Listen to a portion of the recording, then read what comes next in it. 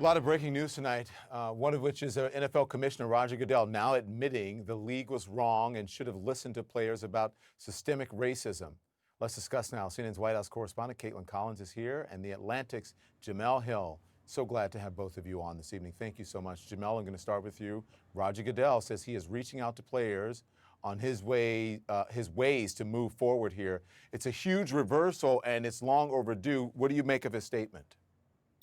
Well, I mean, I will have to say that I am stunned that the commissioner actually said the words that he was sorry. However, it's still at the back of everybody's mind, no matter how many times he apologizes, no matter how much money the NFL gives to various social justice causes. Number one question remains: when will Colin Kaepernick be signed? Period.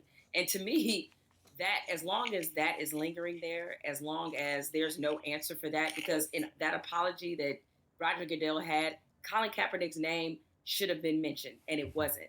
Because this is the root of a lot of the backlash and why people can't take the NFL seriously when it comes to social justice issues. The person who spoke about it first, you abandoned them, you blackballed them from the league, and now that it feels like the public tide is turning, suddenly you want to be about Black Lives Matter.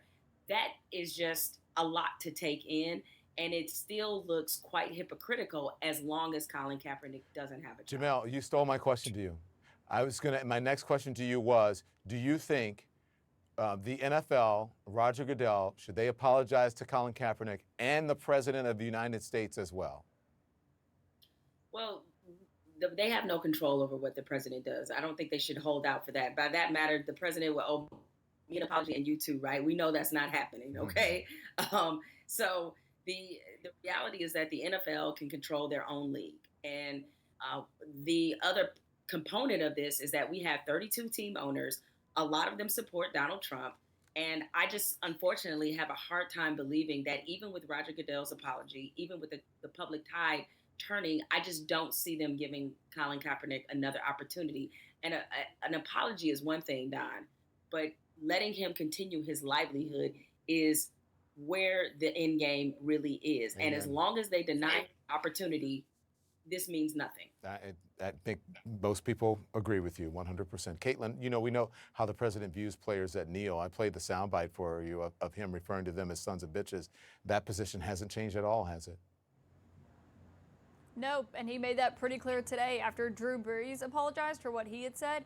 The president responded saying that he didn't think Drew Brees should have apologized. He reiterated his stance, and he said in all caps, no kneeling in this tweet. So if we wanted an answer on whether or not the recent events that have happened in the country have changed the president's mind, he's making pretty clear that they haven't. So the question is, where does he go from here? Because remember when all of this was going on and the NFL owners were having that conversation about what to do going forward? Because I should note, 75% of the players in the NFL are black. Most of the owners are white. A lot of them are supporters of the president as well.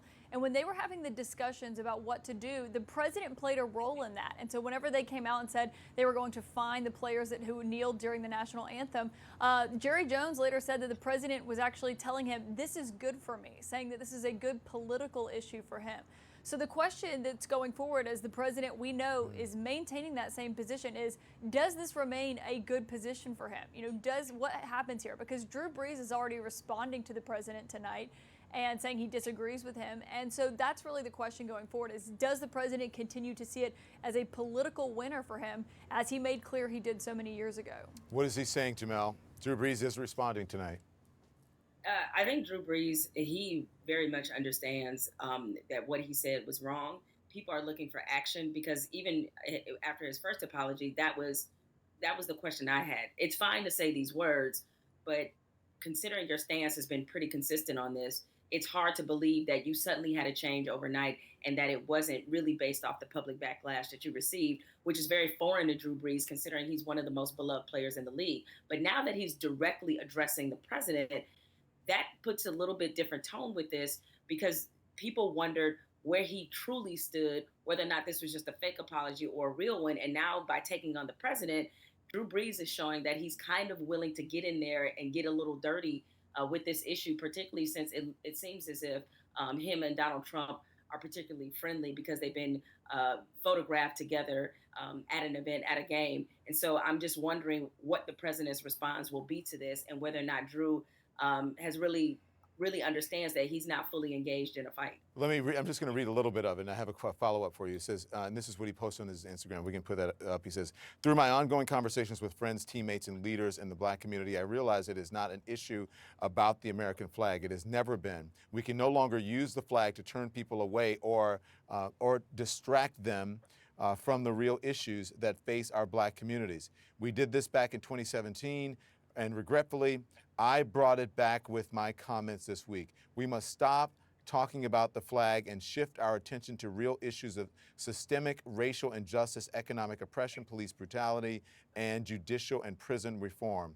We are at a critical juncture in our nation's history. It is, if not now, then when? And then he goes on and he talks about we as a white community need to listen and learn from the pain and suffering of our black communities. We must acknowledge the problems and identify the solutions and then put this into action. The black community cannot do it alone.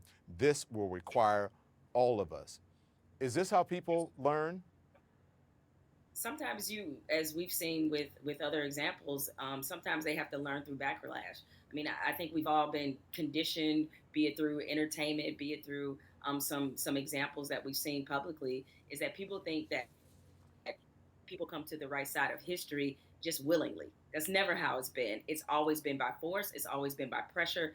And Drew Brees is an example of that. And because his reputation means something to him, I think that's why he suddenly is responding so strongly. Now, again, as I said, Don, I initially questioned what was driving him to apologize. Was it more about wanting to save face, or is he really trying to be engaged in a very real fight for inequality, or for equality rather? And by again turning this against the president and kind of openly challenging him, that puts Drew Brees in a little bit different position. And I don't have any trouble looking at him as being a little more sincere than maybe I initially thought. Well, I have to tell you, I'm from Louisiana. My mom, on Sundays, even if alone, or if she dresses up, full makeup and hair, in a Saints jersey with Drew Brees' name on the back, and screams at the television on Sundays, "Breezy, come on, Breezy, let's go." You know what she said to me this week? When people show you who they are, believe them the first time. And she was not having any of it. And she has been a Drew Brees fan since he has been with the Saints in Louisiana. And she was not having any of it, even the apology. I don't know how she feels about this particular one, but we'll see. He lost a lot of people with that comment. Thank you both very much. I appreciate it.